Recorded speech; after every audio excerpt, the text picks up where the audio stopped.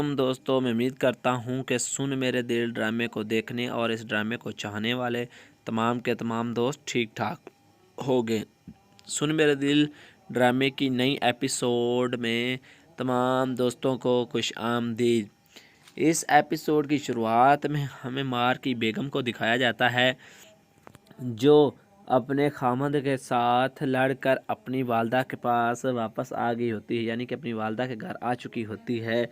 और यहाँ आकर वो अपने बेड को सीधा करती है और उसके ऊपर चादर ओढ़ती है, और यहाँ पर उसे अपनी गलतियों की बहुत ज़्यादा याद आती है, और फिर वो नीचे बैठ जाती है और बहुत ज़्यादा फूट फूट कर रोती है और ज़ोर ज़ोर से चिल्लाती है, क्योंकि वो बहुत ज़्यादा दुखी होती है और उसने बिलाल के प्रपोज़ल को ठुकराया था।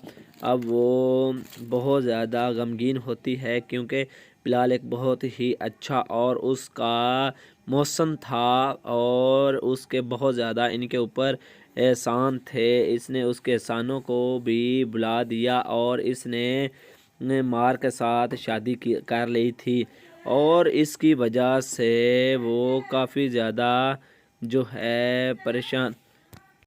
और इसी दौरान इसकी वालदा इसके पास इसके लिए चाय लेकर आती है और अपनी बेटी को देती है और उसे कहती है, देखो बेटा, ये लो चाय पियो और ऊपर उठकर बैठो, इस तरह मत रो और इस तरह से इतनी ज़्यादा दुखी मत हो, ये तुम्हारे लिए बिल्कुल भी सही नहीं है।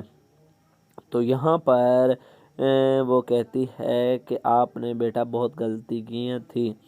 दूसरे दिन हमें दिखाया जाता है कि मार की जो बेगम है वो अपने ऑफिस जाती है, और ऑफिस जाकर वो अपनी दोस्त के साथ मुलाकात करती है, और यहाँ पर ये लड़की वो होती है जो मार के साथ मोहब्बत करती है, यानी कि वो उससे कहती है कि कैसी हो तुम, क्या तुम्हारे पास कोई वक़्त है कि हम दोनों मिलकर कॉफ़ी पिएं।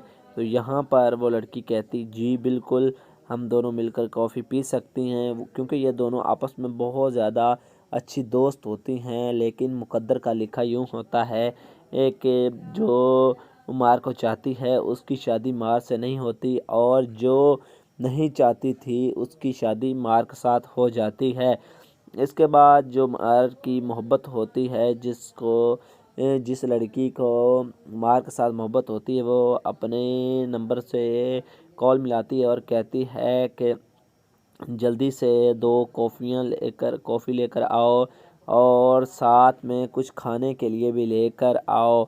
ये सुनकर वो कहता है, जी मैम साहब, मैं भी लेकर आया। फिर वो बैग रख देती है और यहाँ पर वो दोनों एक दूसरे के पास बैठ जाती हैं और बातें करना शुरू कर देती हैं।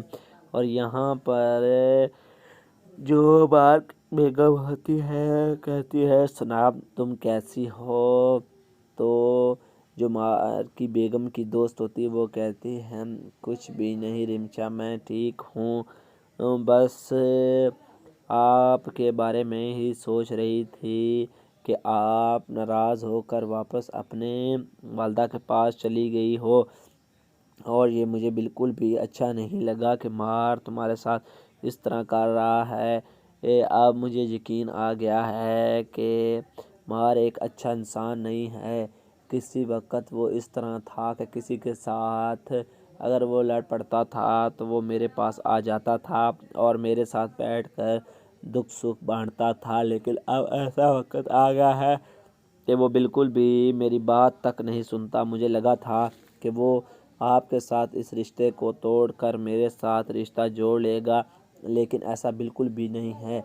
मार ने अपनी मोहब्बत के साथ मुझे लगता है कि दोबारा शादी कर ली है, और वो उसी के साथ ही टाइम अपना बिता रहा होगा और वो उसके साथ रहना पसंद करेगा, और अब मुझे यकीन है कि हम उसे कभी भी नहीं बुलाऊंगी।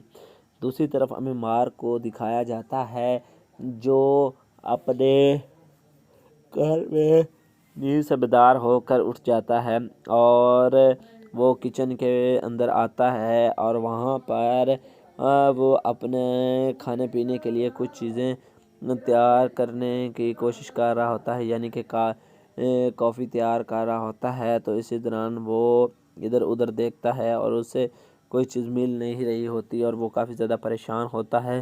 پھر وہ جو گیس جلاتا ہے اور اس کے اوپر کافی والے برتن رکھتا ہے اور اس کے اندر پانی ڈال کر اسے پکنے کے لیے چھوڑ دیتا ہے اور اس کے اندر کافی وغیرہ ڈالتا ہے، اور اس طرح سے اوپر کھڑا ہو کر اپنے خیالوں میں گم ہوتا ہے اور اس سے کافی کو دیکھ رہا ہوتا ہے۔ پھر وہ اس برتن کے اندر تھوڑا سا پانی اور ملاتا ہے، اور دوسری طرف ہمیں مار کی محبت کو دکھایا جاتا ہے، جو کسی لالچ کی وجہ سے مار کی طرف کال کرتی ہے اور وہ یہ کنفرم کرنا چاہتی ہے کہ مار اس سے محبت کرتا ہے یا نہیں کرتا، مار کے دل میں اس کے لیے کیا ہے۔ دوستو اسی سین کے ساتھ اس ایپیسوڈ کا اختتام ہو جاتا ہے۔ اگر دوستو ہماری ویڈیو اچھی لگی ہو تو اس کو لائک کریں، ہمارے چینل کو سبسکرائب کر لیں۔ آپ کا بہت بہت شکریہ۔ تو دوستو ہمیں دے اجازت، ملتے ہیں نیکسٹ ایپیسوڈ۔